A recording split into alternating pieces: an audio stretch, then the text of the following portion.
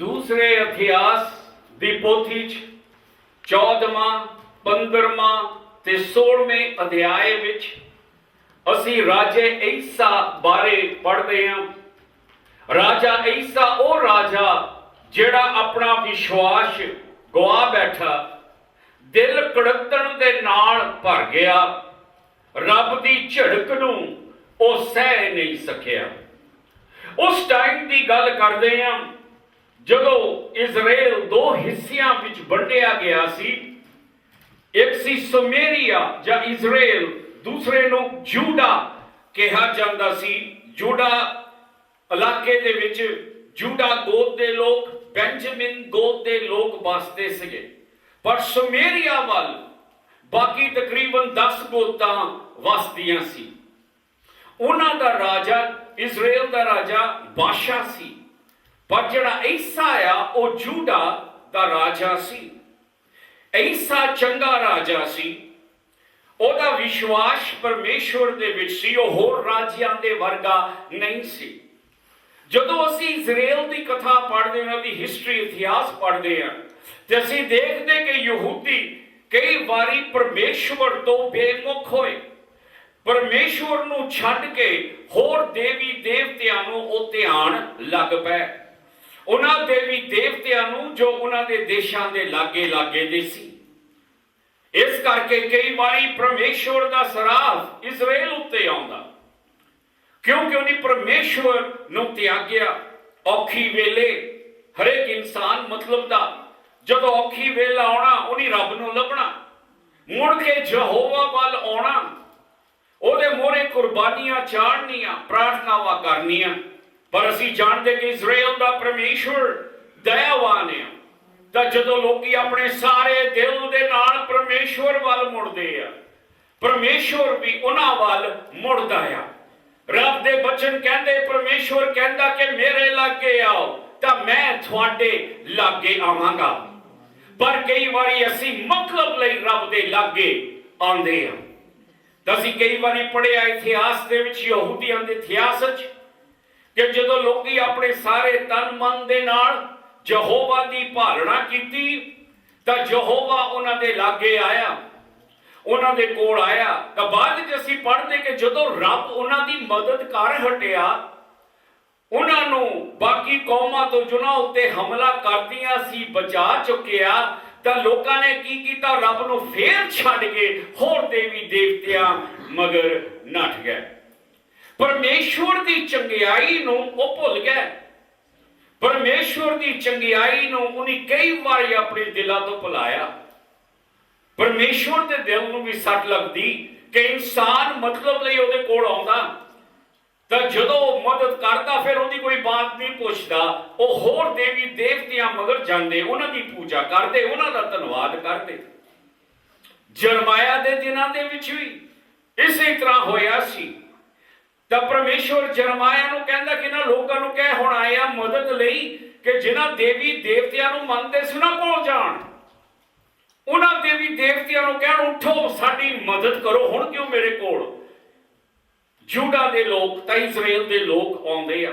ਸੋ ਅਸੀਂ ਦੇਖਦੇ ਆ ਯਹੂਦੀਆਂ ਦੇ ਇਤਿਹਾਸ ਦੇ ਵਿੱਚ ਕਿ ਯਹੂਦੀ ਬਹੁਤ ਵਾਰੀ ਪਰਮੇਸ਼ਵਰ ਤੋਂ ਬੇਮੁਖ ਹੋਏ ਅਤੇ ਪਰਮੇਸ਼ਵਰ ਨੂੰ ਛੱਡ ਕੇ ਹੋਰ ਦੇਵਤਿਆਂ ਦੀ ਪੂਜਾ ਕੀਤੀ। ਅਸੀਂ ਰਾਜਾ ਈਸਾ ਬਾਰੇ ਪੜ੍ਹਦੇ ਹਾਂ। ਉਹਦੇ ਬਾਪ ਦੀ ਮੌਤ ਤੋਂ ਬਾਅਦ ਈਸਾ ਜੂਡਾ ਦਾ ਰਾਜਾ ਬਣਿਆ। ਈਸਾ ਨੇ ਉਹ ਚੀਜ਼ਾਂ ਕੀਤੀਆਂ ਜੋ ਰੱਬ ਦੀਆਂ ਨਜ਼ਰਾਂ ਵਿੱਚ ਚੰਗੀਆਂ ਸੀ। ਉਸਨੇ ਓਪਰੇ ਦੇਵੀ ਦੇਵਤੇ ਦੇ ਜਿੰਨੇ ਵੀ ਪੱਥਰ ਮੂਰਤੀਆਂ ਸੀ ਉਸਨੇ ਤੋੜਤੀਆਂ। ਕਿ ਉਸ ਟਾਈਮ ਤੇ ਜੂਡਾ ਦੇ ਵਿੱਚ ਥਾਂ ਥਾਂ ਤੇ ਮੂਰਤੀਆਂ ਹੋਰ ਦੇਵੀ ਦੇਵਤੇ ਦੀਆਂ ਸੀ, ਕਿਉਂਕਿ ਯਹੂਦੀ ਬੇਮੁਖ ਪਹਿਲਾਂ ਹੋਏ, ਹੋਰ ਦੇਵੀ ਦੇਵਤਿਆਂ ਨੂੰ ਮੰਨਣ ਲੱਗ ਪਏ। ਤਾਂ ਈਸਾ ਨੇ ਕੀ ਕੀਤਾ ਕਿ ਉਹਨਾਂ ਦੇ ਦੇਵੀ ਦੇਵਤਿਆਂ ਦੀਆਂ ਮੂਰਤੀਆਂ ਨੂੰ ਢਾਹ ਸੁੱਟਿਆ, ਉਹਨਾਂ ਦੀਆਂ ਜਗਵੇਦੀਆਂ ਢਾਹ ਸੁੱਟੀਆਂ, ਉਹਨਾਂ ਦੇ ਟੁੰਡ ਜਾਂ ਜਿਹੜੇ ਥੰਬ ਸੀਗੇ, ਜਿਸ ਤਰ੍ਹਾਂ ਅਸ਼ੈਰਾ ਦੇਵੀ ਦਾ ਥੰਬ, ਉਹ ਨਹੀਂ ਪੱਟ ਸੁੱਟਿਆ। ਈਸਾ ਨੇ ਕੋਸ਼ਿਸ਼ ਕੀਤੀ ਲੋਕਾਂ ਦੇ ਦਿਲਾਂ ਨੂੰ ਮੁੜ ਕੇ ਪਰਮੇਸ਼ਵਰ ਦੇ ਕੋਲ ਲਿਆਉਣ ਦੇ ਲਈ। ਤਾਂ ਰੱਬ ਰੱਬ ਈਸਾ ਨੂੰ ਹੌਸਲਾ ਦਿੰਦਾ ਕਿ ਅਗਰ ਈਸਾ ਉਹਦੇ ਹੁਕਮਾਂ ਤੇ ਚੱਲੂ, ਈਸਾ ਉਹ ਕਰੂ ਜੋ ਪਰਮੇਸ਼ਵਰ ਕਹਿੰਦਾ, ਤਾਂ ਰੱਬ ਜਾਣੀ ਕਿ ਦੋ ਚੀਜ਼ਾਂ ਦਊ। ਉਹ ਕਿਹੜੀਆਂ? ਇੱਕ ਤਾਂ ਕਾਮਯਾਬੀ, ਇੱਕ ਉਹਦੇ ਰਾਜ ਦੇ ਵਿੱਚ ਸ਼ਾਂਤੀ ਹੋਊਗੀ। ਅਸੀਂ ਦੇਖਦੇ ਆ ਕਿ ਜਿਹੜਾ ਸੁਮੇਰੀਆ ਜਾਂ ਇਜ਼ਰਾਈਲ ਦਾ ਰਾਜਾ ਉਹ ਹੈ ਬਾਦਸ਼ਾਹ, ਅਤੇ ਬਾਦਸ਼ਾਹ ਤੇ ਈਸਾ ਦੀ ਆਪਸ ਵਿੱਚ ਬਣਦੀ ਨਹੀਂ ਆ। ਅਸੀਂ ਪੜ੍ਹਦੇ ਆ ਕਿ ਈਸਾ ਨੇ ਆਪਣੇ ਪਿਓ ਦਾਦਿਆਂ ਦੇ ਪਰਮੇਸ਼ਵਰ ਵੱਲ ਮੁੜਿਆ, ਉਹਦੀ ਪਾਲਣਾ ਕੀਤੀ, ਉਹਦੇ ਹੁਕਮਾਂ ਨੂੰ ਉਸਨੇ ਰੱਖਿਆ। ਹੁਣ ਅਸੀਂ ਜਾਣਦੇ ਹਾਂ ਕਿ ਜਦੋਂ ਅਸੀਂ ਪਰਮੇਸ਼ਵਰ ਵੱਲ ਕਦਮ ਪੁੱਟੀਏ, ਕੋਈ ਨਾ ਕੋਈ ਚੀਜ਼ ਜ਼ਰੂਰ ਆਉਂਗੀ ਸਾਨੂੰ ਰੱਬ ਤੋਂ ਦੂਰ ਕਰਨ ਲਈ, ਰੱਬ ਦੇ ਰਾਹ ਤੋਂ ਰੋਕਣ ਦੇ ਲਈ। ਕਿਉਂਕਿ ਜਦੋਂ ਅਸੀਂ ਸੱਚੇ ਰੱਬ ਨੂੰ ਮੰਨਦੇ ਹਾਂ ਤਾਂ ਸਾਡਾ ਇੱਕ ਦੁਸ਼ਮਣ ਆ ਜੋ ਹਮੇਸ਼ਾ ਆਉਂਦਾ ਸਾਡੇ ਰਾਹ ਦੇ ਵਿੱਚ ਖੜਦਾ, ਉਹ ਹੈ ਸ਼ੈਤਾਨ। ਕਿਉਂਕਿ ਸ਼ੈਤਾਨ ਚਾਹੁੰਦਾ ਲੋਕੀ ਹਨੇਰੇ ਵਿੱਚ ਰਹਿਣ, ਲੋਕੀ ਭੁਲੇਖਿਆਂ ਦੇ ਵਿੱਚ ਰਹਿਣ, ਲੋਕੀ ਗਲਤੀਆਂ ਦੇ ਵਿੱਚ ਰਹਿਣ।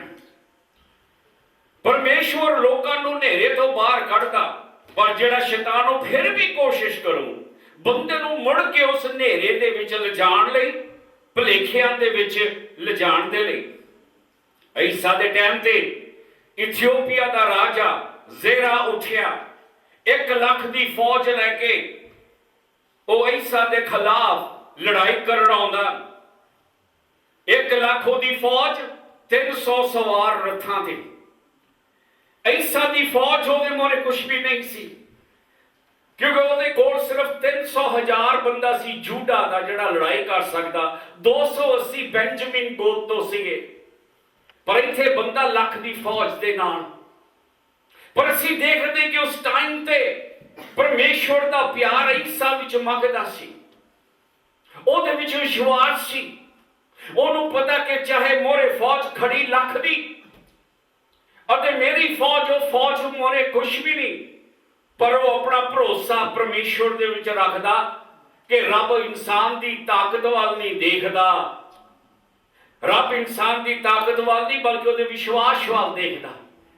ਈਸਾ ਦੇ ਕੋਲ ਹੋ ਸਕੇ ਫੌਜੀ ਤਾਕਤ ਨਹੀਂ ਸੀ ਮੁਕਾਬਲਾ ਕਰਨ ਦੀ, ਫੌਜੀ ਤੌਰ ਤੇ ਹਾਰ ਜਾਣਾ ਸੀਗਾ, ਪਰ ਉਹਦੇ ਕੋਲ ਵਿਸ਼ਵਾਸ ਦੀ ਤਾਕਤ ਸੀ, ਉਹਦਾ ਭਰੋਸਾ ਰੱਬ ਦੇ ਵਿੱਚ, ਉਹ ਭਰੋਸਾ ਜਿਹੜਾ ਉਹਨੂੰ ਅੱਗਾਂ ਦੇ ਥਾਣੀ ਵੀ ਨਿਗਾਹ ਸਕਦਾ ਅਤੇ ਹੜ੍ਹਾਂ ਤੂਫਾਨਾਂ ਦੇ ਵਿੱਚ ਹੀ ਵੀ ਉਹਨੂੰ ਨਿਗਾਹ ਸਕਦਾ। ਈਸਾ ਕੋਲ ਉਹ ਚੀਜ਼ ਸੀ ਜੋ ਜ਼ੇਰਾ ਕੋਲ ਨਹੀਂ ਸੀ। ਈਸਾ ਕੋਲ ਜਿੰਦਾ ਪਰਮੇਸ਼ਵਰ ਸੀ। ਈਸਾ ਦਾ ਰੱਬ ਅਸਲੀ ਰੱਬ ਸੀ। ਈਸਾ ਘਬਰਾਇਆ ਨਹੀਂ, ਚਾਹੇ ਉਹਨੂੰ ਪਤਾ ਸੀ ਕਿ ਇਨਸਾਨੀ ਤੌਰ ਤੇ ਉਹ ਕਦੇ ਜਿੱਤ ਨਹੀਂ ਸਕਦਾ, ਪਰ ਉਹ ਪਰਮੇਸ਼ਵਰ ਦੇ ਮੂਹਰੇ ਪ੍ਰਾਰਥਨਾ ਕਰਦਾ। ਪਰਮੇਸ਼ਵਰ ਨੂੰ ਕਹਿੰਦਾ ਕਿ ਉਹਦੀ ਫੌਜ ਤੇ ਕਿੰਨੀ ਬੜੀ ਆ, ਤਾਂ ਮੈਂ ਤਾਂ ਕੁਛ ਵੀ ਨਹੀਂ ਹਾਂ। ਪਰਮੇਸ਼ਵਰ ਈਸਾ ਦੀ ਆਵਾਜ਼ ਸੁਣਦਾ। ਉਹ ਕਿਉਂ ਸੁਣਦਾ? ਇੱਕ ਗੱਲ ਅਸੀਂ ਜਾਣਦੇ ਜੀਂਦੇ ਰੱਬ ਬਾਰੇ, ਉਹਦੇ ਕੋਲ ਕੰਨ ਆ ਸੁਣਨ ਦੇ ਲਈ। ਅਸੀਂ ਜਦੋਂ ਆਪਣੇ ਦੇਵੀ ਦੇਵਤਿਆਂ ਨੂੰ ਮੰਨਦੇ ਸੀਗੇ, ਮੂਰਤੀਆਂ ਦੇ ਬੜੇ ਬੜੇ ਕੰਨ ਸੀਗੇ, ਪਰ ਉਹ ਕਦੇ ਪ੍ਰਾਰਥਨਾ ਨਾ ਸੁਣਦੇ। ਅਸੀਂ ਰੋਂਦੇ ਸੀ, ਦੁਆਈਆਂ ਦਿੰਦੇ ਸੀ ਬਿਮਾਰੀ ਦੇ ਵੇਲੇ ਵੀ, ਪਰ ਉਹਨੇ ਸੁਣੀ ਨਹੀਂ, ਕਿਉਂਕਿ ਉਹ ਸੁਣ ਨਾ ਸਕਦੇ। ਇਜ਼ਰਾਈਲ ਦਾ ਪਰਮੇਸ਼ਵਰ ਸੱਚਾ ਰੱਬ ਆ। ਲਿਖਿਆ ਗਿਆ ਜ਼ਬੂਰ 'ਚ ਕਿ ਇਜ਼ਰਾਈਲ ਦਾ ਰੱਬ ਕਹਿੰਦਾ ਕਿ ਉਹ ਕਦੇ ਨਹੀਂ ਸੌਂਦਾ, ਕਿ ਉਹ ਦਿਨ ਰਾਤ ਜਾਗਦਾ ਲੋਕਾਂ ਦੀ ਪ੍ਰਾਰਥਨਾ ਸੁਣਨ ਦੇ ਲਈ। ਉਹਨੂੰ ਕਿਹੜੀ ਪ੍ਰਾਰਥਨਾ ਸੋਹਣੀ ਲੱਗਦੀ ਆ? ਉਹ ਜਿਹੜੀ ਵਿਸ਼ਵਾਸ ਦੇ ਨਾਲ ਭਰੀ ਹੋ, ਉਹ ਪ੍ਰਾਰਥਨਾ ਜੋ ਕਹਿੰਦੀ ਕਿ ਪਰਮੇਸ਼ਵਰ ਮੈਂ ਤੇਰੇ ਵੱਲ ਆਣਾ ਚਾਹੁੰਦਾ, ਆਪਣੀ ਜ਼ਿੰਦਗੀ ਤੇਰੇ ਹਵਾਲੇ ਕਰਨਾ ਚਾਹੁੰਦਾ, ਤੇਰੇ ਅਧੀਨ ਰਹਿਣਾ ਚਾਹੁੰਦਾ। ਇਹ ਸੋਹਣੀ ਪ੍ਰਾਰਥਨਾ ਜੋ ਰੱਬ ਪਸੰਦ ਕਰਦਾ ਕਿ ਉਹਦੇ ਬੱਚੇ ਮੁੜ ਕੇ ਘਰ ਵਾਪਸ ਆ ਜਾਣ। ਈਸਾ ਨੇ ਵੀ ਇਸੇ ਤਰ੍ਹਾਂ ਕੀਤਾ, ਕਿਉਂਕਿ ਉਸਨੇ ਜੂਡਾ ਦੇ ਵਿੱਚ ਪਰਮੇਸ਼ਵਰ ਦੇ ਹੁਕਮ ਲਿਆਉਣ ਦੀ ਕੋਸ਼ਿਸ਼ ਕੀਤੀ। ਮੂਰਤੀਆਂ ਨੂੰ, ਟੁੰਡਾਂ ਨੂੰ, ਤਾਂ ਜੋ ਵੀ ਡੇਰੇ ਬਣੇ ਸੀਗੇ, ਜਗਵੇਦੀਆਂ ਜੋ ਬਣੀਆਂ ਸੀ ਉਹ ਢਾਤੀਆਂ, ਤਾਂ ਲੋਕਾਂ ਦੇ ਦਿਲਾਂ ਨੂੰ ਮੁੜ ਕੇ ਰੱਬ ਵੱਲ ਲਿਆਉਣ ਦੀ ਕੋਸ਼ਿਸ਼ ਕੀਤੀ। ਲੋਕਾਂ ਨੂੰ ਕਿਹਾ ਕਿ ਇਸ ਰੱਬ ਨੂੰ ਭਾਲੋ ਜਿਹੜਾ ਕਿ ਇਜ਼ਰਾਈਲ ਦਾ ਰੱਬ ਆ। ਸੋ ਉਧਰਲੇ ਇੱਕ ਪਾਸੇ ਈਸਾ ਦੀ ਫੌਜ ਅਤੇ ਦੂਸਰੇ ਪਾਸੇ ਜ਼ੇਰਾ ਇਥੀਓਪੀਅਨ ਦੀ ਫੌਜ। ਉਸਨੇ ਪ੍ਰਾਰਥਨਾ ਕੀਤੀ ਪਰਮੇਸ਼ਵਰ ਮੋਰੇ, ਤਾਂ ਰੱਬ ਉਹਦੀ ਪ੍ਰਾਰਥਨਾ ਸੁਣਦਾ ਅਤੇ ਪਰਮੇਸ਼ਵਰ ਐਸਾ ਨੂੰ ਜਿੱਤ ਦਿੰਦਾ ਕਿ ਉਸਨੇ ਜਿੱਤ ਪ੍ਰਾਪਤ ਕੀਤੀ। ਇਥਿਓਪੀਆ ਦੇ ਰਾਜੇ ਤੇ ਉਹਦੀਆਂ ਫੌਜਾਂ ਨੱਠ ਗਈਆਂ, ਇਥਿਓਪੀਆ ਦਾ ਰਾਜਾ ਹਾਰ ਗਿਆ ਅਤੇ ਐਸਾ ਦੀ ਜਿੱਤ ਹੋਈ। ਅਤੇ ਸਾਨੂੰ ਪਤਾ ਸੀ ਕਿ ਜਿੱਤ ਆਦਮੀ ਦੀ ਤਾਕਤ ਤੋਂ ਨਹੀਂ, ਫੌਜੀ ਤਾਕਤ ਤੋਂ ਨਹੀਂ, ਇਹ ਜਿੱਤ ਪਰਮੇਸ਼ਵਰ ਨੇ ਉਹਨੂੰ ਦਿੱਤੀ ਆ। ਕਿ ਜਿੱਤ ਉਹਨੂੰ ਤਾਂ ਮਿਲੀ ਕਿਉਂਕਿ ਉਸਨੇ ਪਰਮੇਸ਼ਵਰ ਨੂੰ ਭਾਲਿਆ, ਪਰਮੇਸ਼ਵਰ ਦੀ ਮਦਦ ਉਸਨੇ ਮੰਗੀ। 15 ਸਾਲ ਉਹਦਾ ਰਾਜ ਸੋਹਣਾ ਚੱਲਦਾ ਰਿਹਾ ਈਸਾ ਦਾ। ਉਹ ਤੋਂ ਬਾਅਦ ਕੋਈ ਐਸੀ ਗੜਬੜ ਨਹੀਂ ਹੋਈ। 15 ਸਾਲ ਦੇ ਵਿੱਚ ਹੋਰ ਵੀ ਕਈ ਜਿਹੜੇ ਗੋਤ ਸੀਗੇ, ਜਿਸ ਤਰ੍ਹਾਂ ਜੂਡਾ, ਬੈਂਜਮੀਨ, ਐਫਰਾਹੀਮ, ਮਨੇਸ਼ਾ, ਸਿਮਿਓਨ, ਉਹ ਸਾਰੇ ਇਕੱਠੇ ਹੋਏ, ਪਰਮੇਸ਼ਵਰ ਮੋਰੇ ਕੁਰਬਾਨੀਆਂ ਦਿੱਤੀਆਂ। ਉਹਨੇ ਪਰਮੇਸ਼ਵਰ ਦੇ ਨਾਲ ਆਪਣਾ ਨੇਮ ਬੰਨਿਆ ਕਿ ਆਪਣੀ ਜ਼ਿੰਦਗੀ ਦੇ ਸਾਰੇ ਦਿਨ ਇਸ ਰੱਬ ਨੂੰ ਮੰਨਣਗੇ। ਤੁਹਾਨੂੰ ਇੰਨਾ ਪਤਾ ਕਿ ਇਸ ਰੱਬ ਨੂੰ ਮੰਨਣਾ ਬਹੁਤ ਔਖਾ ਆ, ਸੌਖਾ ਨਹੀਂ ਆ। ਕਾਹਦੇ ਲਈ ਔਖਾ ਆ? ਕਿਉਂਕਿ ਜਿੱਦਾਂ ਮੈਂ ਦੱਸਿਆ ਕਿ ਦੁਸ਼ਮਣ ਆ ਜੋ ਕੋਸ਼ਿਸ਼ ਕਰੂੰਗਾ ਤੁਹਾਨੂੰ ਰੱਬ ਤੋਂ ਮੋੜਨ ਦੇ ਲਈ। ਜਦੋਂ ਅਸੀਂ ਹੋਰ ਦੇਵੀ ਦੇਵਤਿਆਂ ਨੂੰ ਮੰਨਦੇ ਸੀ, ਉੱਥੇ ਹੋਰ ਕੋਈ ਤਾਕਤ ਨਹੀਂ ਸੀ ਸਾਡੇ ਦਿਲਾਂ ਨੂੰ ਉਹਨਾਂ ਦੇਵੀ ਦੇਵਤਿਆਂ ਤੋਂ ਮੋੜਨ ਦੇ ਲਈ। ਪਰ ਜਦੋਂ ਜੀਸਸ ਕੋਲ ਆਉਂਦੇ ਤਾਂ ਸ਼ੈਤਾਨ ਜ਼ਰੂਰ ਆਉਂਦਾ ਸਾਡਾ ਦਿਲ ਪਰਮੇਸ਼ਵਰ ਤੋਂ ਠੰਡਾ ਕਰਨ ਲਈ, ਸਾਡੇ ਦਿਲ ਦੇ ਵਿੱਚ ਰੱਬ ਬਾਰੇ ਗੱਲਾਂ ਪਾਉਣ ਲਈ ਜਿਹੜੀਆਂ ਗੱਲਾਂ ਸੱਚੀਆਂ ਨਹੀਂ ਹੁੰਦੀਆਂ। ਐਸਾ ਵਿਸ਼ਵਾਸ ਦਾ ਆਦਮੀ ਸੀਗਾ। ਉਸਨੇ ਨੇਮ ਬੰਨੇ ਆਪਣੇ 15ਵੇਂ ਸਾਲ ਰਾਜ ਦੇ ਵਿੱਚ ਪਰਮੇਸ਼ਵਰ ਦੇ ਨਾਲ ਵਚਨ ਦਿੱਤਾ ਕਿ ਉਹ ਰੱਬ ਦੀ ਪਾਲਣਾ ਕਰੂੰ। ਕਹਿਣਾ ਸੌਖਾ ਹੁੰਦਾ। ਉਸਨੇ ਵਚਨ ਦਿੱਤਾ ਕਿ ਉਹ ਰੱਬ ਦੇ ਰਾਹ ਤੇ ਲੱਗੂ। ਅਤੇ ਅਸੀਂ ਦੇਖਦੇ ਕਿ ਇਹ ਜਿਹੜਾ ਰਾਜਾ, ਇਹ ਰਾਜੇ ਦੇ ਵਿੱਚ ਬਹੁਤ ਸ਼ਰਧਾ ਇਸ ਟਾਈਮ ਤੇ।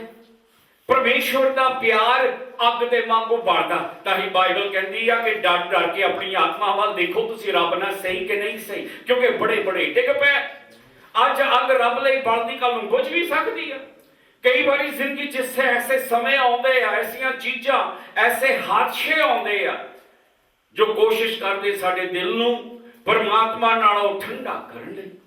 ਇਸ ਟਾਈਮ ਤੇ ਈਸਾ ਜੋਸ਼ ਦੇ ਵਿੱਚ ਹੈ, ਪੂਰੇ ਜੋਸ਼ ਦੇ ਵਿੱਚ ਹੈ। ਇੱਥੋਂ ਤੱਕ ਕਿ ਉਹਦੀ ਮਾਂ, ਰਾਜਮਾਂ ਜਿਹਨੂੰ ਕਹਿੰਦਾ, ਰਾਜੇ ਦੀ ਮਾਂ ਰਾਜਮਾਂ, ਉਹਨੂੰ ਵੀ ਆਪਣੀ ਗੱਦੀ, ਉਹਦੀ ਗੱਦੀ ਤੋਂ ਲਾਤਾ। ਪਤਾ ਕਿਉਂ? ਕਿਉਂਕਿ ਉਹਦੀ ਮਾਂ ਅਸ਼ੈਰਾ ਦੇਵਤੀ ਨੂੰ ਮੰਨਦੀ ਸੀ। ਅਸ਼ੈਰਾ ਦੀ ਮੂਰਤੀ ਉਹਦੇ ਕੋਲ ਸੀ। ਤਾਂ ਈਸਾ ਨੇ ਆਪਣੀ ਮਾਂ ਦੀ ਅਸ਼ੈਰਾ ਦੀ ਮੂਰਤੀ ਜਿਹੜੀ ਬਣਾਈ ਸੀ, ਉਹਦਾ ਚੀਕਣਾ ਚੂਰ ਕਰ ਦਿੱਤਾ। ਆਪਣੀ ਮਾਂ ਨੂੰ ਰਾਜਮਾਂ ਦੀ ਗੱਦੀ ਤੋਂ ਵੀ ਉਹ ਲਾਤਾ। ਐਨੀ ਉਹਦੇ ਵਿੱਚ ਸ਼ਰਧਾ, ਐਨੀ ਉਹਦੇ ਵਿੱਚ ਅੱਗ ਬਲਦੀ ਆ। ਜਿੱਦਾਂ ਮੈਂ ਦੱਸਿਆ ਕਿ ਜ਼ਿੰਦਗੀ ਦੇ ਵਿੱਚ ਕਈ ਚੀਜ਼ਾਂ ਹੁੰਦੀਆਂ। ਫਿਰ ਅਸੀਂ ਦੇਖਦੇ ਹਾਂ 16ਵੇਂ ਅਧਿਆਇ 'ਚ ਜਿਹੜਾ ਹਾਦਸਾ ਹੁੰਦਾ ਈਸਾ ਦੇ ਨਾਲ, ਕਿ ਜਿਹੜਾ ਸੀਰੀਆ ਦਾ ਰਾਜਾ ਆ, ਉਹ ਰਾਜੇ ਦਾ ਨੇਮ ਬਾਦਸ਼ਾਹ ਦੇ ਨਾਲ ਸੀ। ਈਸਾ ਨੇ ਕੀ ਕੀਤਾ? ਈਸਾ ਮਾੜਾ ਮਾੜਾ ਡਰਨ ਲੱਗਾ ਕਿ ਜੇ ਬਾਦਸ਼ਾਹ ਨੇ ਹਮਲਾ ਕਰਤਾ, ਜਿਹੜਾ ਕਿ ਇਜ਼ਰਾਈਲ ਦਾ ਰਾਜਾ, ਉਹ ਕੱਲਾ ਨਹੀਂ ਹੈ, ਕਿਉਂਕਿ ਸੀਰੀਆ ਦਾ ਰਾਜਾ ਉਹਦੀ ਮਦਦ ਕਰੂੰਗਾ, ਕਿਉਂਕਿ ਉਹਨਾਂ ਨੂੰ ਨੇਮ ਬਣਾਇਆ ਸੀਰੀਆ ਦੇ ਰਾਜੇ ਨੇ। ਈਸਾ ਡਰ ਗਿਆ, ਘਾਬਰ ਗਿਆ। ਸੋ ਈਸਾ ਨੇ ਕੀ ਕੀਤਾ? ਕੋਸ਼ਿਸ਼ ਕੀਤੀ ਸੀਰੀਆ ਦੇ ਰਾਜੇ ਨੂੰ ਮੁੱਲ ਖਰੀਦਣ ਦੀ। ਉਸਨੇ ਕੀ ਕੀਤਾ ਕਿ ਪਰਮੇਸ਼ਵਰ ਦੇ ਮੰਦਿਰ ਦੇ ਵਿੱਚ ਜਿਹੜਾ ਸੋਨਾ ਪਿਆ ਸੀ, ਜੋ ਚੀਜ਼ਾਂ ਪਈਆਂ ਸੀ, ਉਸਨੇ ਉਹ ਸਾਰੀਆਂ ਚੀਜ਼ਾਂ ਸੀਰੀਆ ਦੇ ਰਾਜੇ ਨੂੰ ਦੇ ਦਿੱਤੀਆਂ ਕਿ ਤੂੰ ਮੇਰੇ ਨਾਲ ਨੇਮ ਬੰਨ, ਬਾਦਸ਼ਾਹ ਦੇ ਨਾਲ ਨੇਮ ਨੂੰ ਤੋੜ ਦੇ। ਤੁਹਾਨੂੰ ਪਤਾ ਰਾਜੇ ਵਿਕ ਜਾਂਦੇ ਆ, ਪੈਸੇ ਦਾ ਲਾਲਚ ਦੇ ਕੇ ਰਾਜੇ ਵਿਕ ਜਾਂਦੇ ਆ। ਅਤੇ ਇੱਥੇ ਈਸਾ ਬਹੁਤ ਭਾਰੀ ਗਲਤੀ ਕਰ ਰਿਹਾ। ਉਹ ਗਲਤੀ ਜਿਹੜੀ ਗਲਤੀ ਉਹਦੀ ਮੌਤ ਲੈ ਜਾਓ। ਇਹ ਉਹ ਗਲਤੀ ਜਿਹੜੀ ਇਸ ਆਦਮੀ ਨੂੰ, ਜੋ ਰੱਬ ਦੇ ਪਿਆਰ ਦੇ ਵਿੱਚ ਜਲਦਾ ਸੀ, ਨਰਕਾਂ ਦੇ ਦਰਵਾਜ਼ੇ ਤੱਕ ਲੈ ਜਾਓ। ਈਸਾ ਆਪਣਾ ਵਿਸ਼ਵਾਸ ਖੋ ਬੈਠਾ। ਰੱਬ ਵੱਲ ਦੇਖਣ ਦੇ ਬਜਾਏ ਉਸਨੇ ਰੱਬ ਦੇ ਘਰ ਤੋਂ ਸੋਨਾ ਚਾਂਦੀ ਜੋ ਵੀ ਸੀ ਲੈ ਕੇ ਸੀਰੀਆ ਦੇ ਰਾਜੇ ਨੂੰ ਦੇ ਦਿੱਤਾ, ਤਾਂ ਕਿ ਸੀਰੀਆ ਦਾ ਰਾਜਾ ਉਹਦੇ ਵੱਲ ਦਾ ਹੋ ਜਾਵੇ। ਰੱਬ ਨੂੰ ਇਸ ਗੱਲ ਦਾ ਪਤਾ ਸੀ ਅਤੇ ਪਰਮੇਸ਼ਵਰ ਈਸਾ ਦੇ ਨਾਲ ਬਹੁਤ ਨਾਰਾਜ਼ ਹੋਇਆ ਕਿ ਜਦੋਂ ਉਸਨੇ ਕਿਹਾ ਕਿ ਇਥਿਓਪੀਆ ਦਾ ਰਾਜਾ ਇੰਨੀ ਫੌਜ ਲੈ ਕੇ ਤੇਰੇ ਖਿਲਾਫ ਆਇਆ ਸੀ, ਤੂੰ ਕੁਛ ਵੀ ਨਹੀਂ ਸੀ, ਮੈਂ ਤੈਨੂੰ ਉਸ ਰਾਜੇ ਤੋਂ ਬਚਾਇਆ, ਹੁਣ ਤੂੰ ਕਿਉਂ ਘਾਬਰ ਗਿਆ? ਹੁਣ ਤੂੰ ਮੈਨੂੰ ਛੱਡ ਕੇ, ਮੇਰੇ ਵਿੱਚ ਭਰੋਸਾ ਛੱਡ ਕੇ ਹੁਣ ਤੂੰ ਬੰਦੇ ਵੱਲ ਦੇਖਦਾ ਹੈ, ਸੋਚਦਾ ਕਿ ਸੀਰੀਆ ਦਾ ਰਾਜਾ ਤੇਰੀ ਮਦਦ ਕਰੂ, ਬਾਦਸ਼ਾਹ ਨੇ ਹਮਲਾ ਕੀਤਾ ਤਾਂ ਉਹ ਆਊਗਾ ਤੇਰੀ ਮਦਦ ਕਰਨ। ਉਹਨੂੰ ਤੂੰ ਮੁੱਲ ਖਰੀਦਿਆ ਸੋਨਾ ਚਾਂਦੀ ਦੇ ਕੇ, ਤੂੰ ਮੈਨੂੰ ਨਹੀਂ ਭਾਲਿਆ, ਮੇਰੀ ਮਦਦ ਨਹੀਂ ਮੰਗੀ। ਮਾਪਿਆਂ ਨੂੰ ਸੱਟ ਲੱਗਦੀ ਆ, ਬੱਚੇ ਉਹਨਾਂ ਦੀ ਮਦਦ ਨਾ ਮੰਗਣ, ਜਾ ਕੇ ਕਿਸੇ ਹੋਰ ਦੀ ਮੰਗਣ। ਉਸੇ ਤਰ੍ਹਾਂ ਪਰਮੇਸ਼ਵਰ ਦਾ ਦਿਲ ਵੀ ਟੁੱਟਦਾ ਕਿ ਅਸੀਂ ਉਹਦੀ ਮਦਦ ਨਹੀਂ ਮੰਗਦੇ, ਲੋਕਾਂ ਦੀ ਮਦਦ ਕਰਦੇ, ਲੋਕਾਂ ਨੂੰ ਜਿੱਤਣਾ ਚਾਹੁੰਦੇ ਹਾਂ, ਜਿਸ ਤਰ੍ਹਾਂ ਈਸਾ ਨੇ ਜਿੱਤਣਾ ਚਾਹਿਆ। ਇੱਥੇ ਸਾਡੀ ਗਲਤੀ ਆ ਕਿ ਅਸੀਂ ਰੱਬ ਨੂੰ ਖੁਸ਼ ਕਰਨ ਬਜਾਏ ਬੰਦੇ ਨੂੰ ਖੁਸ਼ ਕਰਨਾ ਚਾਹੁੰਦੇ ਹਾਂ। ਅਸੀਂ ਆਪਣੇ ਰਿਸ਼ਤੇਦਾਰਾਂ ਨੂੰ ਖੁਸ਼ ਕਰਨਾ ਚਾਹੁੰਦੇ ਹਾਂ।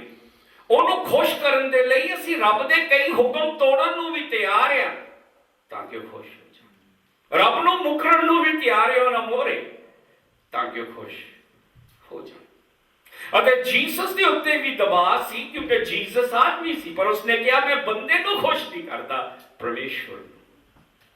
ਸੋ ਕਈ ਵਾਰੀ ਸਾਡੀਆਂ ਗਲਤੀਆਂ ਕਿ ਅਸੀਂ ਆਪਣੀ ਨਜ਼ਰ ਪਰਮੇਸ਼ਵਰ ਤੋਂ ਦੂਰ ਕਰਦੇ, ਜਿਹਦਾ ਈਸਾ ਨੇ ਕੀਤੀ। ਕੀ ਹੋਇਆ ਈਸਾ ਦੇ ਨਾਲ? ਕਿੱਥੇ ਇਸ ਆਦਮੀ ਦਾ ਵਿਸ਼ਵਾਸ? ਇਸ ਆਦਮੀ ਨੇ ਜਿਨ ਸਾਰੇ ਜੂਡਿਆਂ ਨੂੰ ਰੱਬ ਵੱਲ ਜਗਾਇਆ, ਰੱਬ ਦੇ ਕੋਲ ਲੈ ਕੇ ਆਇਆ। ਮੂਰਤੀਆਂ ਜੋ ਜੂਡਾ ਦੇ ਵਿੱਚ ਸੀਗੀਆਂ, ਜੋ ਵੀ ਉੱਥੇ ਥੜ ਸੀਗੇ, ਟੁੰਡ ਸੀਗੇ, ਜੋ ਵੀ ਸੀ ਉਸਨੇ ਢਾਹ ਤੇ ਨਾਸ਼ ਕਰਤੇ, ਝਾੜਤੇ। ਕਿੱਥੇ ਉਹ ਰਾਜਾ ਜਿਹਦੇ ਮੋਰੇ ਲੱਖਾਂ ਦੀ ਪਲਟਨ ਖੜੀ, ਉਹ ਪ੍ਰਾਰਥਨਾ ਕਰਦਾ ਰੱਬ ਮੈਨੂੰ ਬਚਾ, ਉਹ ਲੱਖ ਮੈਂ ਥੋੜਾ, ਤਾਂ ਰੱਬ ਉਹਨੂੰ ਬਚਾਉਂਦਾ। ਪਰ ਹੁਣ ਉਹ ਸਾਰਾ ਵਿਸ਼ਵਾਸ ਖੋ ਬੈਠਦਾ, ਉਹ ਰੱਬ ਦੀ ਸਲਾਹ ਨਹੀਂ ਪੁੱਛਦਾ ਕਿ ਪਰਮੇਸ਼ਵਰ ਮੈਨੂੰ ਮਾੜਾ ਜਿਹਾ ਡਰਿਆ ਬਾਦਸ਼ਾਹ ਤੋਂ, ਪਰ ਮੇਰੀ ਮਦਦ ਕਰੋ ਨਾ। ਸੀਰੀਆ ਦਾ ਰਾਜਾ ਡਰਿਆ ਕਿ ਹਮਲਾ ਨਾ ਕਰਨ। ਜਿਸ ਰੱਬ ਨੇ ਉਹਨੂੰ ਸੀਰੀਆ ਦੀਆਂ, ਉਹ ਇਥਿਓਪੀਆ ਦੀਆਂ ਫੌਜਾਂ ਤੋਂ ਬਚਾਇਆ, ਉਹ ਸੀਰੀਆ ਦੀਆਂ ਫੌਜਾਂ ਤੋਂ ਵੀ ਬਚਾ ਸਕਦਾ ਸੀ। ਪਰ ਉਸਨੇ ਰੱਬ ਦੀ ਮਦਦ ਨਹੀਂ ਮੰਗੀ, ਉਸਨੇ ਰੱਬ ਦੀ ਸਹਾਇਤਾ ਨਹੀਂ ਪਤੀ। ਇਹ ਨਹੀਂ ਪਤਾ ਕੀ ਹੋਇਆ, ਉਹ ਜਿਹੜਾ ਮੰਗਦਾ ਪਿਆਰ ਸੀ, ਵਿਸ਼ਵਾਸ ਖੋ ਬੈਠਾ। ਪਰਮੇਸ਼ਵਰ ਉਹਦੇ ਨਾਲ ਬਹੁਤ ਨਾਰਾਜ਼ ਹੋਇਆ। ਸੋ ਅਸੀਂ ਕਹਾਂ ਪੜ੍ਹਦੇ ਹਾਂ, 16ਵੀਂ ਐਤ ਅਸੀਂ ਦੇਖਦੇ ਹਾਂ ਕੀ ਹੁੰਦਾ ਕਿ ਪਰਮੇਸ਼ਵਰ ਦਾ ਪੈਗੰਬਰ ਈਸਾ ਕੋਲ ਆਉਂਦਾ। ਪਰਮੇਸ਼ਵਰ ਦਾ ਪੈਗੰਬਰ ਈਸਾ ਨੂੰ ਲੈ ਕੇ ਸਾਰੀ ਗੱਲ ਕਹਿੰਦਾ ਕਿ ਤੂੰ ਮੇਰੇ ਤੋਂ ਮਦਦ ਨਹੀਂ ਮੰਗੀ, ਬਲਕਿ ਆਰਾਮ ਜਾਂ ਸੀਰੀਆ ਦੇ ਰਾਜੇ ਦੀ ਮਦਦ ਤੂੰ ਮੰਗੀ। ਫਿਰ ਰਾਜਾ ਦੱਸਦਾ ਕਿ ਉਸ ਵੇਲੇ ਕੀ ਹੋਇਆ ਸੀ, ਜਦੋਂ ਇਥਿਓਪੀਅਨ ਤੇਰੇ ਖਿਲਾਫ ਆਏ ਸੀ, ਮੈਂ ਤੇਰੀ ਮਦਦ ਕੀਤੀ ਸੀ। ਹੁਣ ਕਿਉਂ ਵਿਸ਼ਵਾਸ ਤੂੰ ਆਪਣਾ ਗਵਾ ਲਿਆ? ਗਾਹਾਂ ਜੋ ਵਾਕਿਆ ਹੋਣ ਵਾਲਾ, ਤੁਸੀਂ ਮੰਨੋਗੇ ਕਿ ਰੱਬ ਦਾ ਆਦਮੀ ਜਿਹੜਾ ਇੱਕ ਟਾਈਮ ਤੇ ਸਿੱਧਾ ਕੱਟ ਸਕਦਾ। ਐਸਾ ਗੁੱਸੇ ਹੋਇਆ। ਲੋਕੀ ਇੱਥੇ ਵੀ ਦੇ ਅੱਜ ਕੱਲ ਮਾੜਾ ਜਿਹਾ ਝੜਕਾ ਮਾਰੋ ਰੁੱਸ ਜਾਂਦੇ ਆ। ਤਾਂ ਬਾਈਬਲ ਕਹਿੰਦੀ ਝੜਕਾ ਮਾਰੋ। ਰੱਬ ਜੇ ਝੜਕਾ ਮਾਰਦਾ ਉਹ ਸੁਧਾਰਨ ਲਈ ਮਾਰਦਾ, ਪਰ ਕਈ ਲੋਕੀ ਉਹ ਝੜਕਾ ਸਹਿ ਨਹੀਂ ਸਕਦੇ। ਕਈ ਚਰਚ ਛੱਡ ਕੇ ਚਲ ਜਾਂਦੇ, ਕਈ ਕਹਿੰਦੇ ਮੈਨੂੰ ਕਹਿੰਦੇ ਰਹੋ, ਕਿਸੇ ਨੂੰ ਨਹੀਂ ਕਹਿੰਦੇ। ਇਹ ਨਹੀਂ ਕਹਿੰਦੇ ਕਿ ਚੰਗਾ ਸਮਝ ਕੇ ਮੇਰੇ ਫਾਇਦੇ ਲਈ ਕਿਹਾ ਕਿ ਮੈਂ ਸੁਧਰਾਂ। ਡੇਵਿਡ ਕਹਿੰਦਾ, ਤਾਂ ਹੀ ਰੱਬ ਕਹਿੰਦਾ ਡੇਵਿਡ ਬਾਰੇ ਕਿ ਇਹ ਆਦਮੀ ਮੇਰੇ ਮਨ ਪਸੰਦ ਹੈ। ਡੇਵਿਡ ਕਹਿੰਦਾ ਜੇ ਮੇਰੇ ਕੋਈ ਥੱਪੜ ਵੀ ਮਾਰੇ, ਰੱਬ ਦਾ ਬੰਦਾ ਆਸ਼ੀਰਵਾਦ ਹੋਊਗਾ। ਪਰ ਈਸਾ ਪਰਮੇਸ਼ਵਰ ਦਾ ਥੱਪੜ ਸਹਿ ਨਹੀਂ ਸਕਿਆ। ਜਦੋਂ ਪੈਗੰਬਰ ਨੇ ਗੱਲ ਕਹੀ ਕਿ ਰੱਬ ਤੇ ਨਾਲ ਨਾਰਾਜ਼ ਆ, ਈਸਾ ਨੇ ਕੀ ਕੀਤਾ ਤੁਸੀਂ ਮੰਨੋਗੇ? ਉਸਨੇ ਉਸ ਪੈਗੰਬਰ ਨੂੰ ਕੈਦ ਦੇ ਵਿੱਚ ਰੱਖ ਦਿੱਤਾ। ਉਹ ਆਦਮੀ ਜੇ ਜੂਡਾ ਦੇ ਵਿੱਚ ਐਡਾ ਬੜਾ ਕੰਮ ਕੀਤਾ, ਲੋਕਾਂ ਨੂੰ ਰੱਬ ਵੱਲ ਲਿਆਂਦਾ।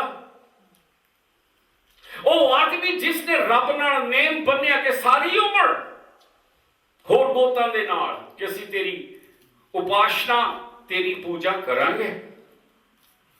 ਉਹ ਆਦਮੀ ਜਿਹਨੇ ਆਪਣੀ ਮਾਂ ਨੂੰ ਵੀ ਗੱਦੀ ਤੋਂ ਲਾਤਾ ਕਿਉਂਕਿ ਉਹ ਮੂਰਤੀ ਨੂੰ ਪੂਜਦੀ ਸੀ। ਉਸ ਆਦਮੀ ਨੂੰ ਹੁਣ ਕੀ ਹੋਇਆ? ਉਹ ਝਿੜਕ ਸਹਾਰ ਨਹੀਂ ਸਕਿਆ। ਉਹ ਗੁੱਸੇ ਦੇ ਵਿੱਚ ਆ ਕੇ ਉਸਨੇ ਰੱਬ ਦੇ ਪੈਗੰਬਰ ਨੂੰ, ਤੁਸੀਂ ਮੰਨੋਗੇ ਕਿ ਆਦਮੀ ਤਾਂ ਕਰੂਗਾ, ਉਸਨੇ ਰੱਬ ਦੇ ਪੈਗੰਬਰ ਨੂੰ ਕੈਦ ਦੇ ਵਿੱਚ ਡੱਕ ਦਿੱਤਾ। ਉਹ ਰੱਬ ਦੇ ਥੱਪੜ ਸਹਿ ਨਹੀਂ ਸਕਿਆ, ਰੱਬ ਦੀਆਂ ਝਿੜਕਾਂ ਨੂੰ ਉਹ ਸਹਿ ਨਹੀਂ ਸਕਿਆ। ਅੱਜ ਕੱਲ੍ਹ ਵੀ ਬਹੁਤ ਲੋਕ ਕਿੱਦਾਂ ਦੇ ਆ, ਪਰ ਜਦੋਂ ਰੱਬ ਝਿੜਕ ਦਿੰਦਾ ਉਹ ਸਾਡੇ ਫਾਇਦੇ ਲਈ ਦਿੰਦਾ। ਜਦੋਂ ਸਾਡੇ ਮਾਪੇ ਸਾਨੂੰ ਝਿੜਕਦੇ ਆ, ਸਾਡੇ ਮਾਪੇ ਕਈ ਵਾਰੀ ਗਲਤ ਝਿੜਕ ਦਿੰਦੇ ਆ, ਅਸੀਂ ਗਲਤੀ ਨਹੀਂ ਕੀਤੀ ਹੁੰਦੀ ਤਾਂ ਵੀ ਝਿੜਕਾਂ ਮਾਰਦੇ, ਅਸੀਂ ਸਹਿ ਲੈਂਦੇ ਆ। ਪਰ ਰੱਬ ਬਿਨਾਂ ਕਿਸੇ ਗੱਲ ਤੋਂ ਨਹੀਂ ਝਿੜਕ ਮਾਰੂ, ਉਹ ਸਾਡੇ ਫਾਇਦੇ ਲਈ ਮਾਰੂ, ਉਹ ਸਾਨੂੰ ਸੁਧਾਰਨ ਦੇ ਲਈ ਝਿੜਕ ਮਾਰੂ। ਉਸਨੇ ਪੈਗੰਬਰ ਨੂੰ ਕੈਦ ਦੇ ਵਿੱਚ ਡੱਕ ਦਿੱਤਾ, ਹਜੇ ਵੀ ਉਹ ਰੱਬ ਵੱਲ ਨਹੀਂ ਮੁੜਿਆ। ਕੀ ਹੋਇਆ ਉਸ ਆਦਮੀ ਨੂੰ? ਉਹ ਅੱਗ ਕਿੱਥੇ ਗਈ ਜਿਹੜੀ ਪਰਮੇਸ਼ਵਰ ਬਾਰੇ ਜਾਣਦੀ ਸੀ? ਉਹ ਆਦਮੀ ਜਿਹੜੇ ਉੱਤੇ ਪਹਾੜ ਤੇ ਸੀ, ਜਿਹਦਾ ਪੈਰ ਪਹਾੜ ਤੇ ਸੀ, ਉਹ ਕਿਸ ਤਰ੍ਹਾਂ ਥੱਲੇ ਡਿੱਗ ਪਿਆ? ਫਿਰ ਕੀ ਹੋਇਆ? ਉਹਦੇ ਪੈਰਾਂ ਵਿੱਚ ਰੋਗ ਲੱਗਾ। ਪੈਰਾਂ ਤੋਂ ਰੋਗੀ ਹੋ ਗਿਆ। ਬਾਈਬਲ ਇਹ ਨਹੀਂ ਦੱਸਦੀ ਕੀ ਰੋਗ ਸੀ। ਰੱਬ ਨੇ ਉਹ ਰੋਗ ਵੀ ਆਣ ਦਿੱਤਾ ਉਹਦੇ ਉੱਤੇ, ਕਿਉਂਕਿ ਰੱਬ ਆਪਣੇ ਧੀਆਂ ਪੁੱਤਾਂ ਨੂੰ ਬਚਾਉਣਾ ਚਾਹੁੰਦਾ। ਜੇ ਥੱਪੜ ਮਾਰਨਾ ਪਵੇ ਉਹ ਮਾਰੂੰਗਾ ਤਾਂ ਕਿ ਉਹ ਬਚਣ, ਕਿਉਂਕਿ ਰੱਬ ਨੂੰ ਪਤਾ ਕਿ ਆਉਣ ਵਾਲੀ ਜਿਹੜੀ ਸਜ਼ਾ ਉਹ ਬਹੁਤ ਭਿਆਨਕ ਸਜ਼ਾ ਆ। ਰੱਬ ਕੁਛ ਵੀ ਕਰੂੰਗਾ ਤੁਹਾਨੂੰ ਬਚਾਉਣ ਲਈ। ਜੇ ਝਿੜਕਾ ਵੀ ਮਾਰਦਾ ਤੁਹਾਨੂੰ ਬਚਾਉਣ ਲਈ, ਜੇ ਮਾੜੀ ਜਿਹੀ ਸਜ਼ਾ ਦਿੰਦਾ ਤਾਂ ਵੀ ਤੁਹਾਨੂੰ ਬਚਾਉਣ ਲਈ, ਕਿਉਂਕਿ ਤੁਹਾਨੂੰ ਪਿਆਰ ਕਰਦਾ। ਉਹ ਸਿਰਫ ਆਪਣੇ ਪੁੱਤ ਧੀਆਂ ਨੂੰ ਝਿੜਕਾ ਮਾਰ ਸਕਦਾ, ਬਾਕੀ ਧੀਆਂ ਨੂੰ ਨਹੀਂ। ਜੇ ਤੁਹਾਨੂੰ ਝਿੜਕਾ ਰੱਬ ਨਹੀਂ ਮਾਰਦਾ ਫਿਰ ਤੁਸੀਂ ਉਹਦੇ ਨਹੀਂ ਆ। ਸੋ ਬਾਈਬਲ ਕੀ ਕਹਿੰਦੀ? ਉਹਦੇ ਪੈਰਾਂ ਵਿੱਚ ਰੋਗ ਲੱਗਾ।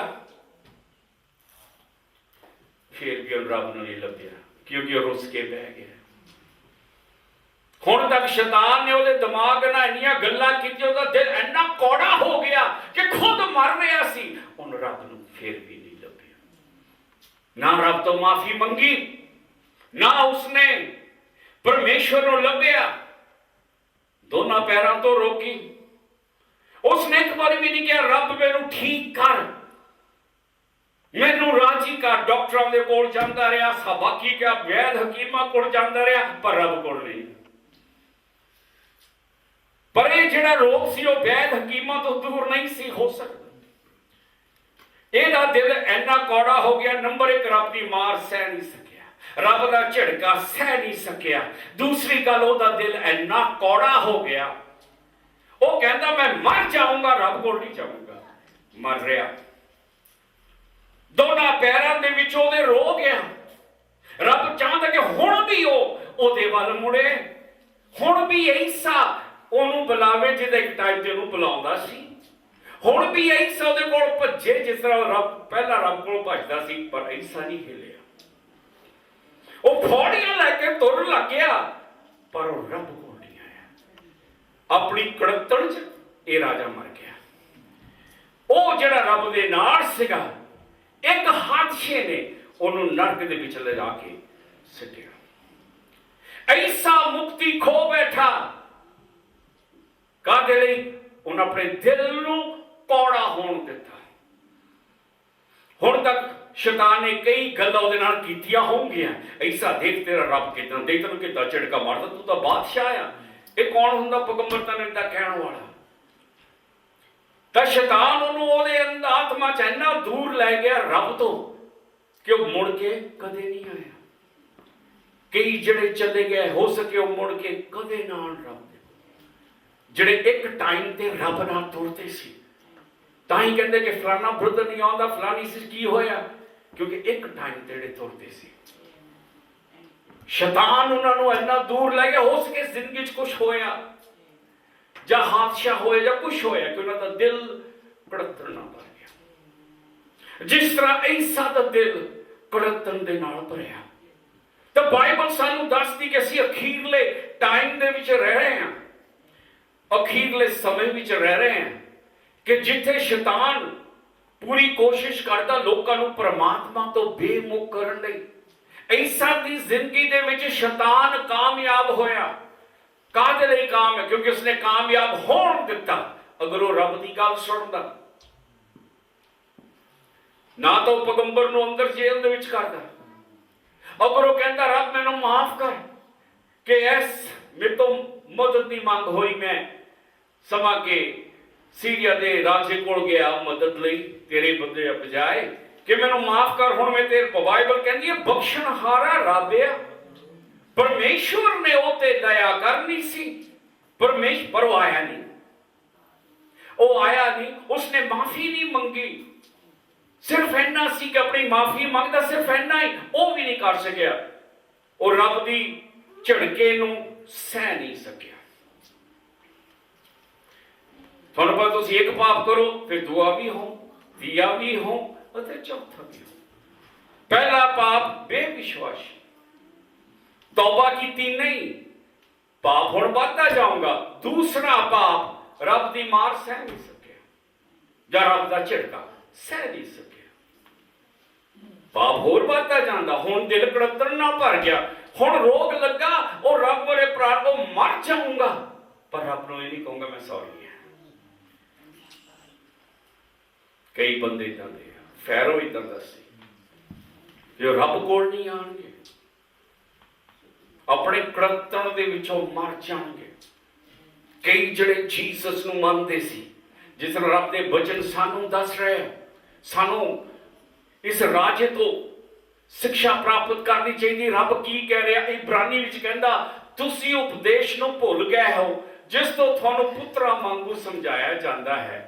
ਹੇ ਮੇਰੇ ਪੁੱਤਰ, ਤੂੰ ਪ੍ਰਭੂ ਦੀ ਤਾੜ ਨੂੰ ਤੁੱਛ ਨਾ ਜਾਣ। ਜੇ ਰੱਬ ਤੁਹਾਨੂੰ ਝਿੜਕਾ ਮਾਰਦਾ, ਅਤੇ ਰੱਬ ਕਿਸ ਤਰ੍ਹਾਂ ਝਿੜਕਾ ਮਾਰੂ?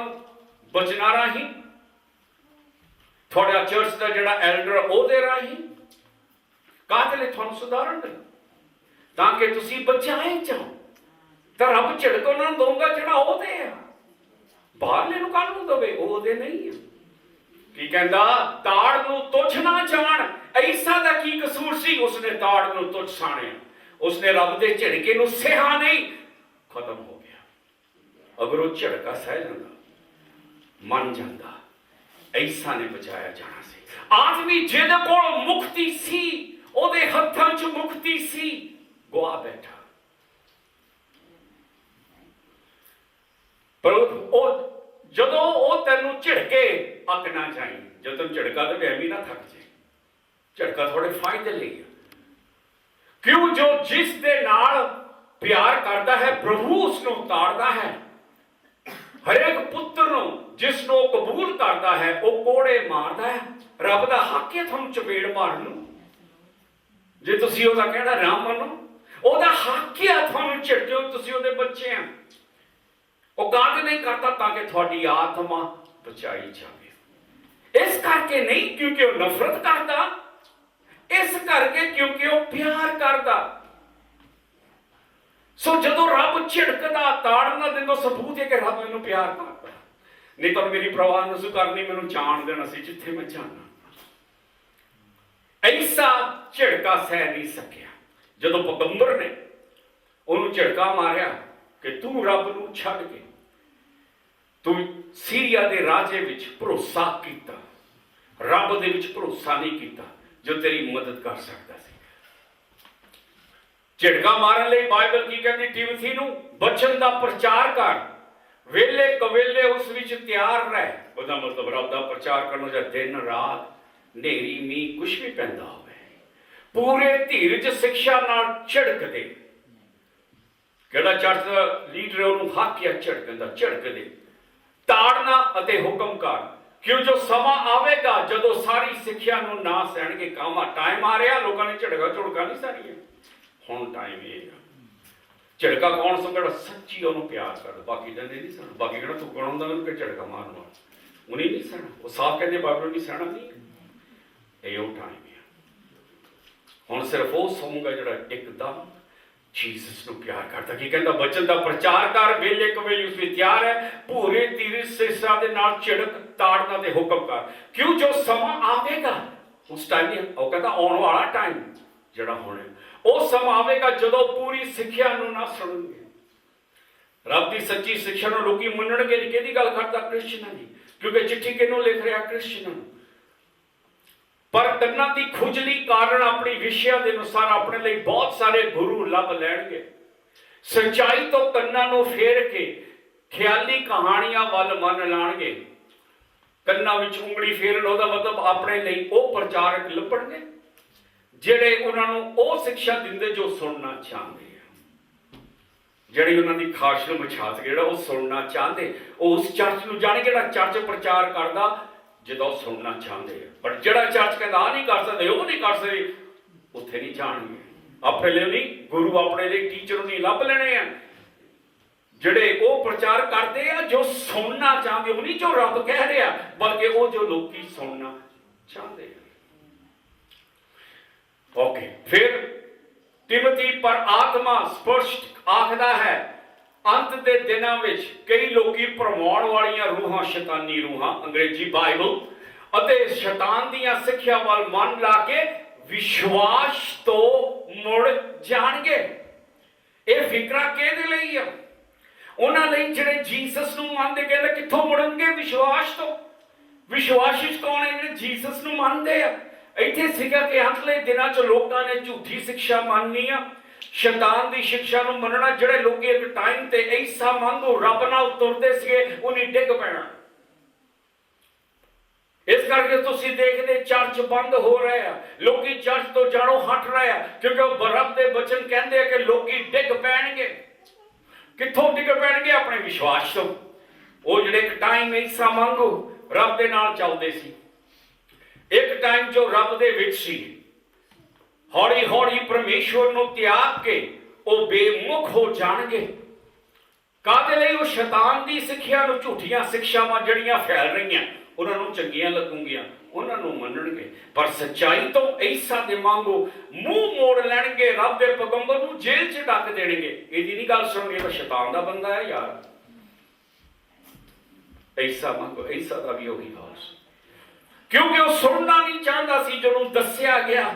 ਉਹ ਵੀ ਚਾਹੁੰਦਾ ਸੀ ਉਹਨੂੰ ਪੈਗੰਬਰ ਮਿਲੇ ਜਿਹੜੇ ਉਹਦੇ ਦਿਲ ਦੀ ਗੱਲ ਦੱਸੇ, ਉਹਨੂੰ ਖੁਸ਼ ਕਰੇ। ਪਰ ਜਦੋਂ ਪੈਗੰਬਰ ਨੇ ਉਹਨੂੰ ਅਸਲੀਅਤ ਦੱਸੀ, ਉਹਨੂੰ ਡੱਕ ਦਿੱਤਾ।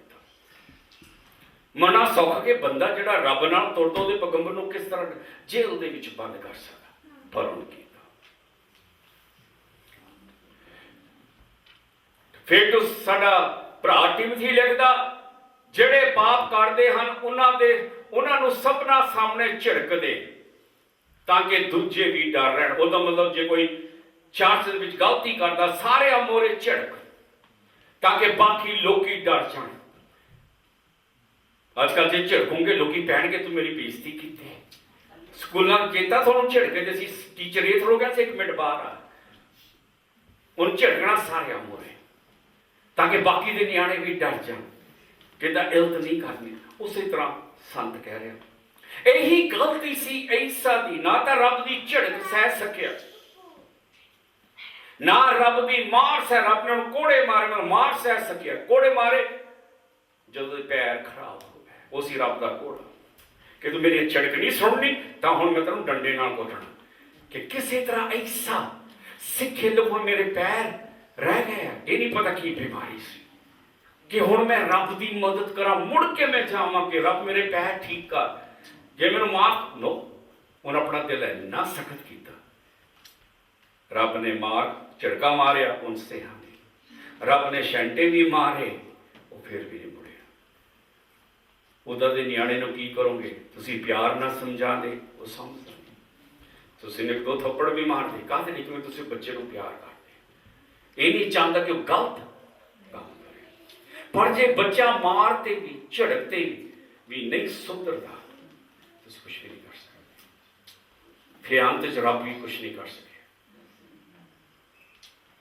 ਰੱਬ ਅੰਤ ਤੱਕ ਐਸਾ ਨਾਲ ਤਿਆਰ ਕਰਦਾ ਰਿਹਾ। ਨਿਆਣੇ ਜਿੰਨੇ ਮਰਜ਼ੀ ਬੁਰੇ ਹੋਣ, ਮਾਪੇ ਫਿਰ ਵੀ ਪਿਆਰ ਕਰਨਗੇ। ਪਰਮੇਸ਼ਵਰ ਈਸਾ ਤੋਂ ਦੂਰ ਨਹੀਂ ਇੰਨਾ ਰਿਹਾ, ਪਿਆਰ ਕਰਦਾ ਰਿਹਾ, ਤਾਂ ਹੀ ਉਹਨੂੰ ਝਟਕਾ ਮਾਰੀਆਂ, ਫਿਰ ਉਹਨੂੰ ਕੋੜੇ ਵੀ ਮਾਰੇ, ਪੈਰ ਖਰਾਬ ਹੋਏ, ਕਿਸੇ ਤਰ੍ਹਾਂ ਮੁੜੇ, ਪਰ ਉਹ ਤਾਂ ਵੀ ਨਹੀਂ ਮੁੜਿਆ। ਫਿਰ ਅੰਤ 'ਚ ਕੀ ਹੋਣਾ? ਜੇ ਨਹੀਂ ਮੁੜਦਾ ਉਹਦਾ ਨਾਸ਼। ਅਤੇ ਬਾਈਬਲ ਦੱਸਦੀ ਕਿ ਈਸਾ ਮਰ ਗਿਆ। ਕਿੱਦਾਂ ਮਰਿਆ? ਆਪਣੀ ਬਿਮਾਰੀ 'ਚ। ਪਰ ਉਹ ਰੱਬ ਵੱਲ ਨਹੀਂ ਮੁੜਿਆ। ਇਸ ਵੇਲੇ ਈਸਾ ਕਿੱਥੇ ਬੈਠਾ ਆ? ਇਸ ਵੇਲੇ ਉਹਦੀ ਆਤਮਾ ਕਿੱਥੇ ਆ? ਇਸ ਵੇਲੇ ਪਛਤਾ ਰਿਹਾ ਹੁਣ, ਅਗਰ ਮੈਂ ਪੈਗੰਬਰ ਦੀ ਗੱਲ ਸੁਣ ਲੈਂਦਾ, ਜੇਲ੍ਹ 'ਚ ਨਾ ਡੱਕਦਾ, ਜਾਂ ਜਦੋਂ ਮੈਨੂੰ ਕੋੜ ਲੱਗਾ ਸੀ, ਜਾਂ ਮੇਰੇ ਪੈਰ ਖਰਾਬ ਸੀ, ਜਿਵੇਂ ਰੱਬ ਦੀ ਮਿਹਰ, ਉਹਨ ਮੇਰੇ ਵੱਲ ਆ ਜਾਣਾ ਸੀ, ਮੇਰੇ ਵੱਲ ਉਸਨੇ ਮੁੜ ਜਾਣਾ ਸੀ। ਪਰਮੇਸ਼ਵਰ ਆਦਮੀ ਨਹੀਂ ਜੋ ਸਾਡੀਆਂ ਗਲਤੀਆਂ ਚੇਤੇ ਰੱਖੇ, ਕਿ ਜਦੋਂ ਪਰਮੇਸ਼ਵਰ ਮਾਫ ਕਰਦਾ ਭੁੱਲ ਜਾਂਦਾ। ਤਾਂ ਰੱਬ ਨੇ ਬਾਰ-ਬਾਰ ਕੋਸ਼ਿਸ਼ ਕੀਤੀ ਈਸਾ ਦੀ ਜ਼ਿੰਦਗੀ ਦੇ ਵਿੱਚ ਉਹਨੂੰ ਆਪਣੇ ਕੋਲ ਲਿਆਉਣ ਦੇ ਲਈ, ਪਰ ਅਸੀਂ ਦੇਖਦੇ ਈਸਾ ਆਇਆ ਨਹੀਂ, ਕਿਉਂਕਿ ਹੁਣ ਤਾਂ ਉਹਦਾ ਦਿਲ ਇਹ ਨਹੀਂ ਪਤਾ ਉਹਦੇ ਦਿਮਾਗ 'ਚ ਕੀ ਸੀਗਾ, ਪਰ ਉਹਦਾ ਦਿਲ ਇੰਨਾ ਕੌੜਾ ਹੋ ਚੁੱਕਾ ਸੀ ਕਿ ਚਾਹੇ ਰੱਬ ਨੂੰ ਕੋੜੇ ਵੀ ਮਾਰ ਦੋ ਤਾਂ ਵੀ ਉਹਦੇ ਵੱਲ ਆਉਣ ਨੂੰ ਤਿਆਰ ਨਹੀਂ, ਨਾ ਉਹ ਸਬਕ ਸਿੱਖਣ ਨੂੰ ਤਿਆਰ ਆ। ਕਿ ਉਹ ਕਿੱਥੇ ਸੀਗਾ ਰਾਜ ਗੱਦੀ ਤੇ ਬੈਠਾ, ਤਾਂ ਹੁਣ ਕਿੱਥੇ ਆ ਕਿ ਫੌੜੀਆਂ ਲੈ ਕੇ ਤੁਰਦਾ ਆ? ਇਹ ਕਿੱਥੇ ਸੀਗਾ ਤੇ ਕਿੱਥੇ ਉਹ ਹੈਗਾ? ਪਰ ਉਹ ਫਿਰ ਵੀ ਰੱਬ ਕੋਲ ਨਹੀਂ ਹੈ। ਈਸਾ ਆਪਣੇ ਪਾਪਾਂ 'ਚ ਮਰ ਗਿਆ। ਈਸਾ ਆਪਣੀ ਗਲਤੀ ਬੇਵਿਸ਼ਵਾਸੀ ਦੇ ਵਿੱਚ ਮਰ ਗਿਆ। ਨਾਲੇ ਈਸਾ ਨੇ ਇਸ ਪਰਮੇਸ਼ਵਰ ਨੂੰ ਪਰਤਾ ਕੇ ਦੇਖਿਆ। ਇੱਕ ਟਾਈਮ ਤੇ ਉਹ ਚੰਗਾ ਆਦਮੀ ਸੀ, ਚੰਗਾ ਰਾਜਾ ਸੀ, ਪਰ ਹੌਲੀ ਹੌਲੀ ਈਸਾ ਦਾ ਦਿਲ ਠੰਡਾ ਪੈਣ ਲੱਗ ਪਿਆ। ਜਦੋਂ ਸ਼ੈਤਾਨ ਕਈ ਵਾਰੀ ਕੰਮ ਕਰਦਾ ਇੰਨੀ ਹੌਲੀ ਕਰਦਾ ਕਿ ਸਾਨੂੰ ਪਤਾ ਨਹੀਂ ਲੱਗਦਾ, ਉਦੋਂ ਪਤਾ ਲੱਗ ਜਾਵੇਗਾ ਹੁਣ ਮੇਰਾ ਦਿਲ ਰੱਬ ਤੋਂ ਜਾ ਚੁੱਕਾ, ਬਹੁਤ ਦੂਰ ਜਾ ਚੁੱਕਾ। ਹੋ ਸਕੇ ਅਸੀਂ ਈਸਾ ਮੰਗੂ ਹਾਂ, ਹੋ ਸਕੇ ਅੱਜ ਚਾਹੇ ਅਸੀਂ ਚਾਚੇ ਦੇ ਵਿੱਚ ਬੈਠੇ, ਪਰ ਅੰਦਰੋਂ ਅਸੀਂ ਰੱਬ ਦੇ ਨਾਲ ਸਹੀ ਨਹੀਂ। ਅੰਦਰੋਂ ਹਜੇ ਵੀ ਸਾਡੇ ਦਿਲ 'ਚ ਰੱਬ ਦੇ ਖਿਲਾਫ ਨਫ਼ਰਤ ਹੈ, ਜਾਂ ਸਾਡਾ ਦਿਲ ਅੰਦਰੋਂ ਕੌੜਾ ਹੋ ਚੁੱਕਾ। ਹੋ ਸਕੇ ਜੋ ਸਾਨੂੰ ਚਾਹੀਦਾ ਸੀ ਰੱਬ ਨੇ ਨਹੀਂ ਦਿੱਤਾ, ਹੋ ਸਕੇ ਜੋ ਮੰਗਿਆ ਸੀ ਉਹ ਨਹੀਂ ਹੋਇਆ, ਹੋ ਸਕੇ ਸਾਡੀ ਜ਼ਿੰਦਗੀ 'ਚ ਕੋਈ ਹਾਦਸਾ ਹੋਇਆ ਕਿ ਜਿੱਤੇ ਅਸੀਂ ਸ਼ੱਕ ਕਰਨ ਲੱਗ ਪਏ ਕਿਆ ਰੱਬ ਮੇਰੇ ਨਾਲ ਹੈਗਾ ਕਿ ਨਹੀਂ। ਹੋ ਸਕੇ ਕੋਈ ਐਸੀ ਵਾਰਤਾ ਸਾਡੇ ਨਾਲ ਹੋਈ ਕਿ ਹੁਣ ਸਾਡਾ ਦਿਲ ਇੱਕਦਮ ਅੰਦਰੋਂ ਕੋੜ ਦੇ ਨਾਲ ਭਰ ਗਿਆ। ਇਹ ਕੜਕਤਨ ਜੋ ਦਿਲ ਦੇ ਵਿੱਚ ਆ, ਇਹ ਕੜਕਤਨ ਕੰਡਿਆਂ ਵਾਂਗੂ ਆ। ਕੰਡਿਆਂ ਨੂੰ ਫੁੱਲ ਨਹੀਂ ਲੱਗਣਗੇ, ਜੇ ਫੁੱਲ ਲੱਗੇ ਵੀ ਪਰ ਕੰਡੇ ਉੱਥੇ ਹੀ ਹੋਣਗੇ। ਇਹ ਜਿਹੜੇ ਕੰਡੇ ਆ ਤੁਹਾਡੀ ਆਤਮਾ ਨੂੰ ਚੀਰ ਦੇਣਗੇ, ਤੁਹਾਨੂੰ ਅੰਦਰੋਂ ਖਤਮ ਕਰ ਦੇਣਗੇ। ਇਹ ਜ਼ਰੂਰੀ ਆ ਕਿ ਇਹਨਾਂ ਕੰਡਿਆਂ ਨੂੰ ਦਿਲੋਂ ਕੱਢਿਆ ਜਾਵੇ, ਕੜਕਤਨ ਨੂੰ ਦਿਲੋਂ ਕੱਢਿਆ ਜਾਵੇ। ਅੱਜ ਹੋ ਸਕੇ ਰੱਬ ਤੁਹਾਡੇ ਨਾਲ ਗੱਲ ਕਰ ਰਿਹਾ, ਹੋ ਸਕੇ ਤੁਹਾਡੇ ਵਿੱਚੋਂ ਕਈ ਆਪਣੇ ਕੜਕਤਨ 'ਚ ਬੈਠੇ ਆ, ਤੁਹਾਡੇ ਵਿੱਚੋਂ ਕਈ ਹੌਲੀ ਹੌਲੀ ਦੂਰ ਜਾ ਰਹੇ ਆ। ਹੋ ਸਕੇ ਤੁਹਾਡਾ ਪਿਆਰ ਜਿਹੜਾ ਅੱਗੇ ਸੀਗਾ ਉਹ ਠੰਡਾ ਹੋ ਰਿਹਾ। ਹੋ ਸਕੇ ਰੱਬ ਤੁਹਾਨੂੰ ਕਹਿ ਰਿਹਾ ਕਿ ਹਜੇ ਵੀ ਟਾਈਮ ਆ, ਆਪਣੇ ਘਰ ਵਾਪਸ ਮੁੜ ਕੇ ਆਓ, ਕਿ ਹਜੇ ਵੀ ਟਾਈਮ ਕਿ ਰੱਬ ਤੋਂ ਮਾਫੀ ਮੰਗੋ, ਉਹਨੂੰ ਕਹੋ ਕਿ ਉਸ ਕੜਕਤਨ ਨੂੰ ਉਹ ਦੂਰ ਕਰੇ, ਕਿ ਤੁਹਾਡਾ ਕਸੂਰ ਜਾਂ ਕੜਕਤਨ ਉੱਥੇ ਆਈ, ਕਿ ਤੁਸੀਂ ਈਸਾ ਮੰਗੋ ਨਾ ਮਰ ਜਾਓ। ਇਹ ਨਾ ਹੋਵੇ ਕਿ ਇੰਨੀ ਕੜਕਤਨ ਆ ਜਾਵੇ ਕਿ ਤੁਸੀਂ ਮੁੜ ਕੇ ਜੀਸਸ ਕੋਲ ਕਦੇ ਵੀ ਨਾ ਆਓ। ਕਿੰਨੇ ਲੋਕੀ ਆ, ਹਜ਼ਾਰਾਂ ਦੇ ਹਜ਼ਾਰਾਂ ਲੋਕੀ ਜਿਨ੍ਹਾਂ ਵਿੱਚ ਜੀਸਸ ਦੀ ਆਤਮਾ ਹੈ, ਜਿਨ੍ਹਾਂ ਦੇ ਲਈ ਰੱਬ ਨੇ ਬੜੇ ਕੰਮ ਕੀਤੇ, ਪਰ ਹੁਣ ਅੱਜ ਉਹ ਬਹੁਤ ਦੂਰ ਹੈ। ਅੱਜ ਉਸੇ ਦੇ ਨਰਕ ਨੂੰ ਜਾ ਰਿਹਾ ਹੈ। ਅੱਜ ਉਹਨਾਂ ਕੋਲ ਤਾਕਤ ਨਹੀਂ ਹੈ ਰੱਬ ਵੱਲ ਮੁੜ ਕੇ ਕਹਿਣਗੇ, ਗੱਲਾਂ ਕਰਨਗੇ, ਪਰ ਅੰਦਰੋਂ ਤਾਕਤ ਨਹੀਂ ਹੈ। ਕਈ ਆ ਜਿਹੜਾ ਈਸਾ ਮੰਗੂ ਮਰ ਜਾਣਗੇ, ਈਸਾ ਮੰਗੂ ਆਪਣੀ ਮੁਕਤੀ ਗਵਾ ਦੇਣਗੇ, ਪਰ ਤੁਹਾਨੂੰ ਮੁਕਤੀ ਗਵਾਉਣ ਦੀ ਲੋੜ ਨਹੀਂ, ਕਿਉਂਕਿ ਜੀਸਸ ਮੁਕਤੀ ਦੇ ਸਕਦਾ, ਉਹਨਾਂ ਕੰਡਿਆਂ ਨੂੰ ਨਾਸ਼ ਕਰ ਸਕਦਾ। ਇਜ਼ਰਾਈਲ ਦਾ ਪਰਮੇਸ਼ਵਰ ਇੱਕ ਕੜਕਤਨ ਦੂਰ ਕਰ ਸਕਦਾ।